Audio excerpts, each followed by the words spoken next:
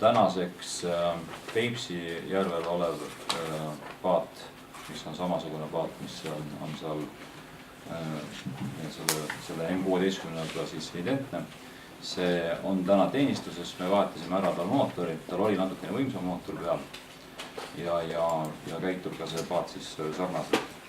Et selles vaates tehniline pool PPA veesõidukite osas on meil üle vaadatud, järelduste pool on rakendatud ja samamoodi ka ohutusvarustuse pool, mis puudutab siin päästeveste. Palju on räägitud ka sellest, et kas siis on õige kasutada ilma argivaheta selle nöörita vesti või siis ainult selle argivahe nööriga vesti, siis täna meil on mõlemat tüüpi vestid kasutuses ja need vastavad täiesti meie töö spetsiifilisele vajadusele.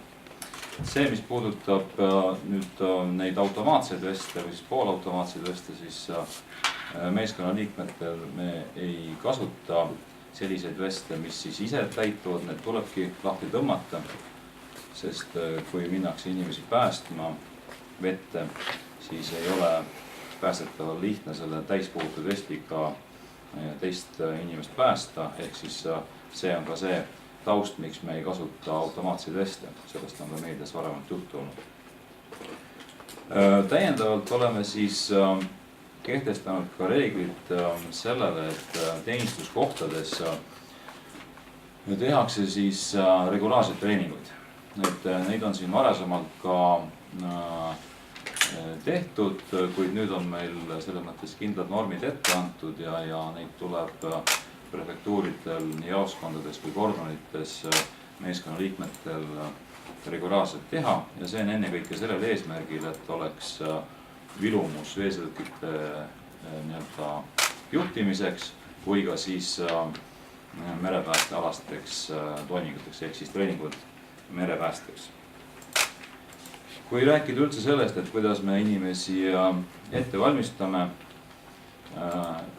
selleks, et nad üldse vee peal lähevad, siis kõik meie teenistujad, kes veesõidukeid juhivad, peavad oma vastavat veesõiduki juhtimisõigust.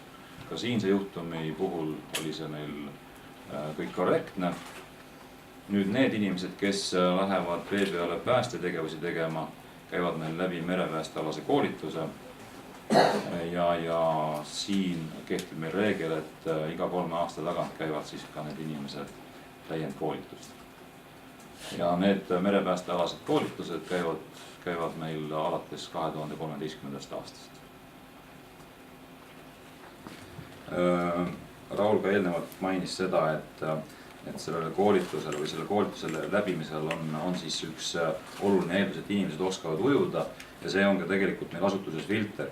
Et kui me näeme seal selles treeningu käigus või selle koolituse käigus, et teenistuja ei oska ujuda või ta ei suuda neid norme täita, siis ta ei lõpeta seda koolitust. Ta saadetakse teenistuskohta tagasi, teenistus pakub talle ka ujumis treenimisvõimalusi ja siis selle läbi saab ta ka uuesti siis koolitusel tagasi tulla. Nüüd, mis puudutab seda poolt, kas meil on dokumenteeritud päästevestide kasutamine, siis koolituse käigus, seesamane koolitus, millest me räägime, merepääste esimese astme koolitus, siis millel osales Kammer, siis seal jah, me avame päästeveste ja me näitame, kuidas nii päästevestile õhku juurde puhuda või ka sealt ka siis suured maha lasta. Ja tegelikult me vestasime ka kõigi teiste siis selle politseijaoskonna inimestega, kes seda paati kasutasid. Et tegelikult nad olid selle paadi omapärades teadlikud ja nad teadsid ka seda, et kui selle paadi roolist lahti lasta suure kiiruseks, paat selle järsu pöörde teeb. Ehk siis seega arvestades ühe meeskonnaliikme väga suurt kogemust, ma julgeks täna öelda, et kindlasti väljaõppe kogemuse taha asi ei jäänud. See oli õnnetu asjaolude kokkulangemine.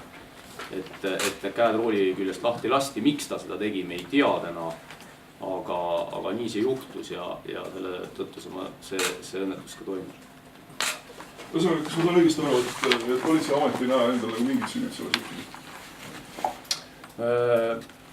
Täna ma ei saaks kinnitada, et politseiamet on selles õnnetuses süüdi, sest nagu ma ütlesin, need tehnikavahendid kõik vastasid nõuetele, olid korras, aga õnnetus ikkagi juhtus. Aga ma ei usu, et me ametina oleks saanud seda kuidagi ära hoida.